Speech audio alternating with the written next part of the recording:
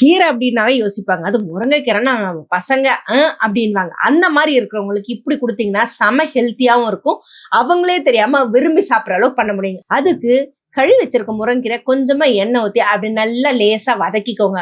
முருங்கைக்கீரைல இருக்க அந்த ஈரப்பதம் எல்லாம் போற அளவுக்கு வதங்கினதுமே அது கூட துருவி வச்சிருக்க ஃப்ரெஷ்ஷான தேங்காவும் சேர்த்துக்கோங்க. தேங்காயில இருக்க அந்த ஈரப்பதம் போற அளவுக்கு நல்லா வதக்குங்க. ரெண்டும் ஒண்ணு சேர இப்படி வதங்கினதும் ஒரு பிளேட்ல கொட்டி ஆற வச்சிடலாம். அதே பேன்ல கொஞ்சம் தனியா, சீரகம், வேர்க்கடலை, கடலைப்பருப்பு, வரமிளகா, பொட்டுக்கடலை, பூண்டு இது எல்லாத்தையுமே நல்லா ட்ரை ரோஸ்ட் பண்ணிக்கோங்க. எந்த காரணத்துக்கும் நெய் சேர்க்க கூடாதுங்க.